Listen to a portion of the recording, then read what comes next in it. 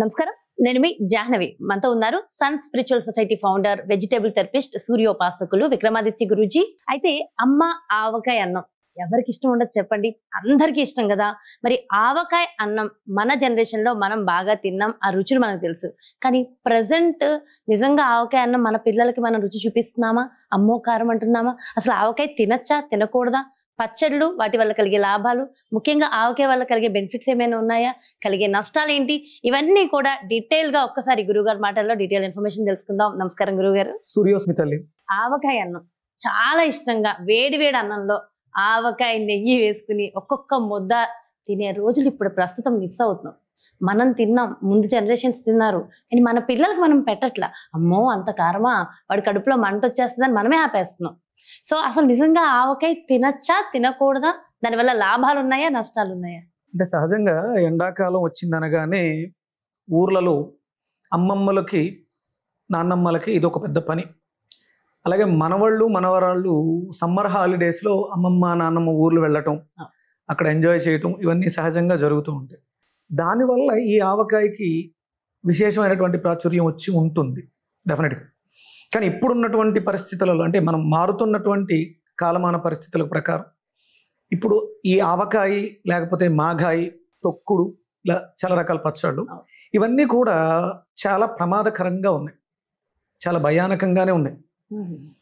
ఇవి మనం మీకు ఆధునిక వైద్య విధానం ఆవకాయను పూర్తిగా నిషేధించింది. పచ్చళ్ళు, నిలవ పచ్చళ్ళు ఏవి కూడా ఆరోగ్యానికి మంచిది కాదు అని గంటపదంగా చెప్తుంది. అవి వాస్తవాలు కూడా చాలా మంది చూస్తున్నారు.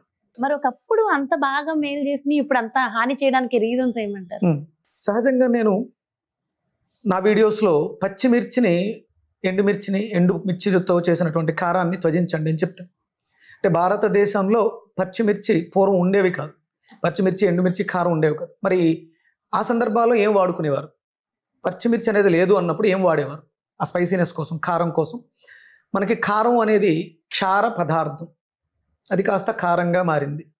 పచ్చిమిర్చి ఎలా ఉంటుందంటే కారంగా ఉంటుంది, అది ఒరిజినల్గా క్షారము దాన్ని అనేవారు. దానికి అసలు కారము అని తీసుకోవచ్చు. అలాగే ఆ రుచిని వర్ర అనేవారు. వర్ర, మీరు కొంచెం కిందకి వెళ్తే కొంచెం వర్ర ఉంటే ఇస్తావమ్మా అంటారు. వర్ర అంటే కారంగా ఉంటుంది, ఒక పౌడర్ ఎర్రగా ఉంటుంది, ఆ పౌడర్ని వర్ర అనేవారు. అంటే వర్ర అనేది క్షారాన్ని కలిగి ఉన్నటువంటి పదార్థం. మరి అప్పట్లో మరి కూరల్లో వాటిలో ఏం వాడుకునేవారంటే వర్ర ఆకు, అంటే ఒక ఆకు కారంగా ఉంటుంది, అది దాన్ని వర్రాకు అనేవారు, దాన్ని వాడుకునేవారు. ఇక మీరు అడిగినట్టు ఆవకాయ తీసుకుంటే అత్యద్భుతమైనటువంటి వంటింట్లో ఉన్నటువంటి ఔషధ గుణాల సమ్మేళనం అది.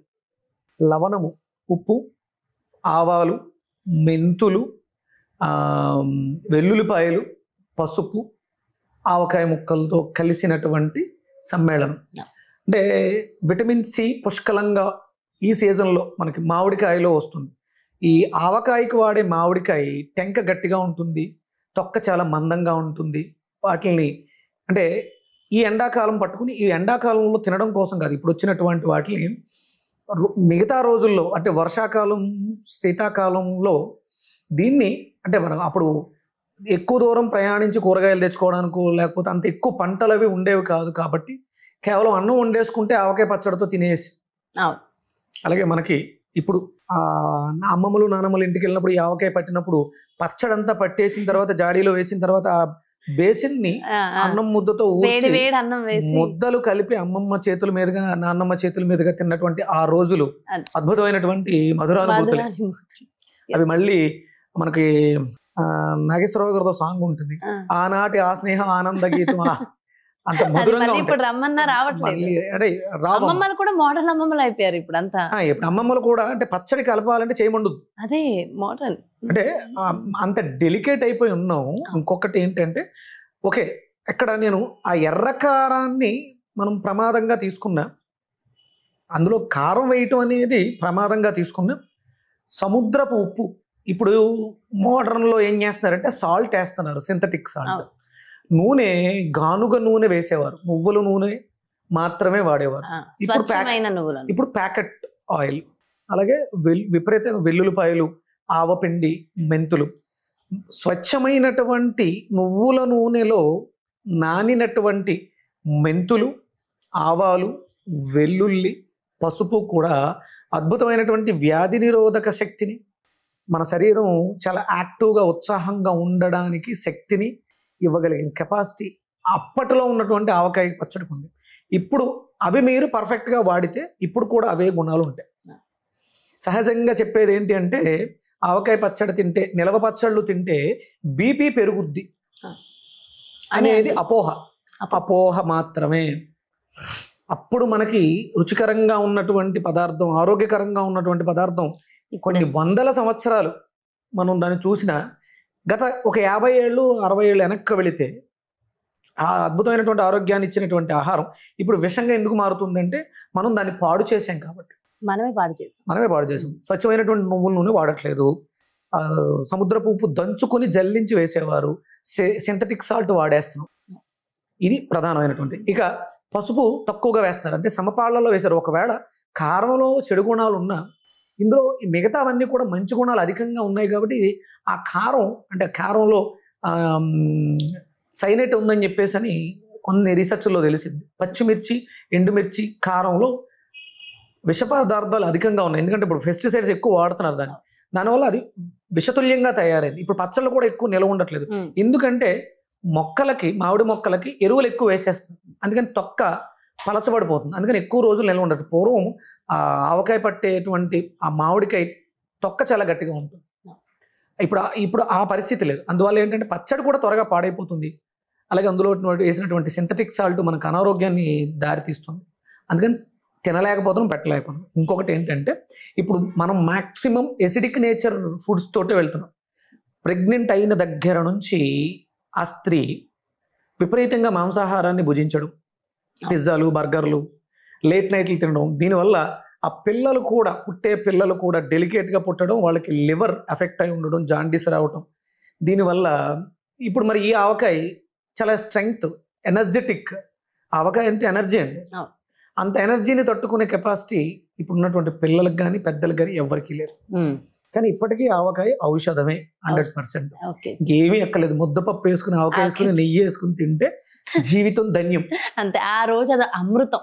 అసలు ఎంత కమ్మగా అంటే అది తలుచుకుంటుంటే తిన్న వాళ్ళకి తెలుస్తుంది. అదే అంటే ఇప్పుడు సమ్మర్లో కాదు, వర్షాకాలం, శీతాకాలం బయట టెంపరేచర్ తక్కువగా ఉంటుంది. అప్పుడు మన లోపల టెంపరేచర్ని పెంచుకోవడానికి ఈ ఆవకాయ అద్భుతంగా ఉపయోగపడుతుంది. మీకు విషయం తెలుసా, పక్షవాతం వచ్చిన వాళ్ళకి ఆ ఆవకాయ ఆ నూనె ఉంటుంది కదా, దానితో మర్దన చేస్తే త్వరగా రికవరీ అవుతారు. మండుద్ది. ఆ రక్త కణాలకి ఆ స్ట్రెంగ్త్ ఇస్తుంది. అది ఎర్రగా ఉంటుంది కారం ఒకటి. ఇంకొకటి ఏంటంటే అది బర్నింగ్ సెన్సేషన్. ఇక్కడ అంతా చచ్చుబడిపోయి ఉంటుంది, వాళ్ళకి సెన్స్ ఉండదు. చెయ్యి లేవట్లేదంటే సర్క్యులేషన్ డౌన్ అయిందని. ఒక ఆయుర్వేద శాస్త్రంలో, అంటే ఇది మోడర్న్ రీసెంట్గా చేసిన దాంట్లో ఇది చాలా అద్భుతంగా పనిచేస్తుంది. అంటే ఇప్పుడు మనకు ఉన్నవన్నీ క్షార పదార్థాలు. అంటే ఒకవేళ అప్పట్లో ఈ ఎర్రకారం లేకపోయి ఉండొచ్చు, మిరియాల పొడిని నువ్వుల నూనెలో మరిగించి దానితో మర్దన చేస్తే కూడా సెన్స్, బర్నింగ్ సెన్సేషన్ ఉంటుంది. ఆ చర్మాల్లో నుంచి లోపలికి చొచ్చుకుంటూ వెళ్ళి చచ్చిపడిపోయిన నరాలను ఉత్తేజపరుస్తుందని ఆయుర్వేద శాస్త్రంలో రాయబడింది. పక్షవాతానికి ఆవకాయ నూనె నిజంగా వినడానికి కూడా చాలా ఇంట్రెస్టింగ్ గా ఉంది. అండ్ చాలా బాగా క్యూర్ అవుతుందని చెప్తున్నారు. సూపర్. అలాగే ఆ డెన్సిటీ మనకి తేనెలో కూడా అదే డెన్సిటీ ఉంటుందండి. అంటే పక్షవాతం వచ్చిన వాళ్ళు అధికంగా తేనె తీసుకున్నా కూడా పక్షవాతం అంటే టెంపరేచర్ పెంచడమే. లోపల టెంపరేచర్ డౌన్ అయిపోయింది, సర్క్యులేషన్ లేదు కాబట్టి అది పెంచడమే. అందుకని ఆవకాయ మనిషికి విపరీతమైనటువంటి శక్తిని ఇస్తుంది, ఆ సెన్స్ని పెంచుతుంది. కాబట్టి అందులో ఎన్ని రుచులు ఉన్నాయి?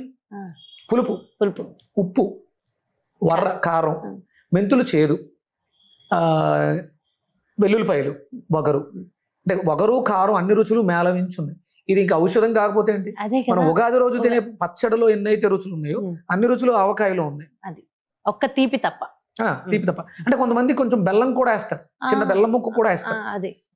కొన్ని ప్రదేశాల్లో తీపి ఆవకాయని కూడా పట్టుకుంటారు. అప్పటికి షడ్రుచులు వచ్చేసాయి. షడ్రుచుల సమ్మేళనం ఆవకాయ పచ్చడి అసలు అద్భుతం. అదే అందుకని ఆవకాయ మంచిదే.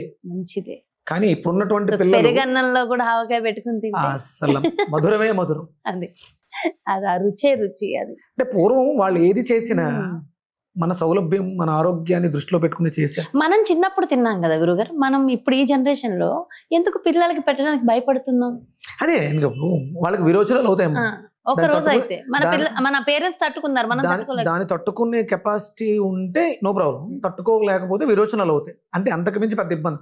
ఎసిడిటీ, బర్నింగ్ సెన్స్ ఉంటుంది. స్టార్టింగ్ లో నెమ్మదిగా సెట్ అయిపోతుంది. మీరు రెగ్యులర్ గా ప్రతిరోజు ఇదే ఆవకాయ బదులు కంపల్సరీ ప్రతి ఇంట్లోనూ ఉండవలసింది నిమ్మకాయ పచ్చడి. నిమ్మకాయ పచ్చడి బాగా పెట్టుకోండి. ఒంట్లో బాగాలేదు, నిమ్మకాయ పచ్చడితో భోజనం చేస్తే ఆహారం హితం అవుతుంది, ఆరోగ్యాన్ని కూడా ఇస్తుంది. అదే నువ్వుల నూనెలో ఫెర్మెంటేషన్ అయినటువంటి మెంతులు విపరీతమైనటువంటి ఔషధ గుణాలు. మామూలుగా మెంతులు తీసుకుంటే 10% అనుకుంటే నువ్వుల నూనెలో నానడం వల్ల, ఆవపిండితో వెల్లుల్లిపాయలతో కలవటం వల్ల ఈ మెంతులు మరింత శక్తివంతంగా పనిచేస్తాయి. అంటే షుగర్ పేషెంట్తో, డయాబెటీస్ వాళ్ళు ఎవరైతే బాధపడుతున్నారో వాళ్ళకి ఈ మెంతులు చాలా బాగా పనిచేస్తాయి. సో వాళ్ళు కూడా ఆవకాయ తింటే చాలా మంచిదే. సో అన్ని రోగాలకి అతి సర్వత్ర వర్జితమ్మా, మితంగా ఏది చేసినా మంచిదే. సో అద్భుతం, నిజంగా ఆవకాయ గురించి చాలా ఇంట్రెస్టింగ్ టాపిక్స్ చెప్పారు Guruji. Thank you so much. Suryosmita. చూసారు కదండి, మరి ఇది ఆవకాయ అన్నం వల్ల కలిగే లాభాలు. పక్షవాతాన్ని కూడా క్యూర్ చేసే శక్తి ఆవకాయ నూనెలో ఉంటుందట. మరి డయాబెటీస్ ఉన్న వాళ్ళకి కూడా చాలా బాగా సూట్ అవుతుంది. సో డెఫినెట్ గా ఆవకాయని మనం తినడమే కాదు, మన పిల్లలకి కూడా ఒక్కసారి చక్కగా రెగ్యులర్ గా పరిచయం చేద్దాం. అది అతి కాకుండా జాగ్రత్తగా వాళ్ళకి కూడా మనం ఏవైతే టేస్ట్లు రుచి చూసామో అవన్నీ మన పిల్లలు ఈ జనరేషన్ కి కూడా మనం అలవాటు చేసి వచ్చే జనరేషన్స్ కి కూడా ఇవన్నీ కూడా కంటిన్యూ అయ్యేలా చేద్దాం. చక్కటి ఆయుర్వేదం, మంచి ఆరోగ్యం, మంచి ఆనందాన్ని మన పిల్లలకి కూడా ఇద్దాం. సో చాలా ఇంట్రెస్టింగ్ టాపిక్, మీ అందరికీ నచ్చిందని హార్ట్ఫుల్ గా కోరుకుంటూ మరి బ్యూటిఫుల్ కాన్సెప్ట్ మళ్ళీ మీ ముందుకు వచ్చేస్తాను. నమస్తే.